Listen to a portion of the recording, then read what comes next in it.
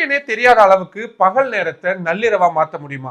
1991 Kuwait நாட்டுல இது நிஜமாவே நடந்துச்சுங்க. பின்வாங்கி ஓடின ஈராக் ராணுவம் செஞ்ச ஒரு காரியம் உலகத்தோட மிகப்பெரிய சுற்றுச்சூழல் விபத்தா மாறுச்சு. அது என்னன்றதுதான் இந்த வீடியோல பார்க்க போறோம். வளைகுடா போர் முடியிற நேரத்துல தோத்து போன ஈராக் ராணுவம் குவைத் நாட்டை விட்டு வெளியேறும் பொழுது ரொம்ப மோசமான ஒரு விஷயத்தை கையாண்டாங்க. அதாவது தங்களுக்கு கிடைக்காதது எதிரிக்கும் கிடைக்க கூடாதுன்னு அங்க இருந்த 600க்கும் மேற்பட்ட எண்ணெய் கிணறுகளுக்கு தீ வச்சுட்டு போயிட்டாங்க. அது வெறும் தீ மட்டும் கிடையாது, அது ஒரு நரகமும் கூட. இந்த தீயிலிருந்து கிளம்பின கரும்புகை குவைத் வானத்தை முழுசா மூடிடுச்சு. பல மாசங்களுக்கு அங்க சூரிய வெளிச்சமே வரல. மதியம் 2 மணிக்கு கூட நள்ளிரவு மாதிரி கும் இருட்டாதான் இருக்கும். அந்த புகையால கருப்பு மழை பெஞ்சதுன்னா பாத்துக்கோங்களேன். மனுஷங்க மட்டும் இல்ல, அங்க இருந்த விலங்குகள், பறவைகள்னு எல்லாமே அந்த விஷ புகையால செத்து மடிஞ்சது. இந்த தீய அணைக்கிறது சாதாரண விஷயமா இல்ல. ஒரு எண்ணெய் கிணறு எரியற வெப்பம் அசுரத்தனமானது.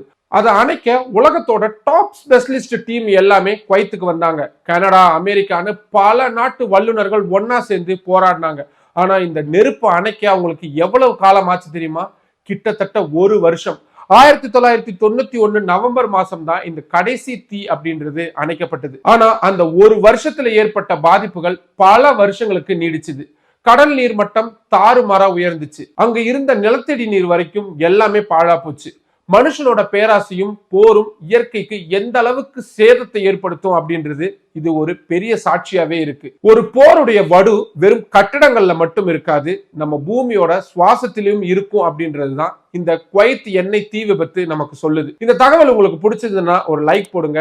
போர்களை பத்தின உங்களுடைய கருத்து என்னன்றதையும் மறக்காம கமெண்ட் பாக்ஸ்ல சொல்லுங்க. அடுத்த வீடியோல பார்க்கலாம். பாய்.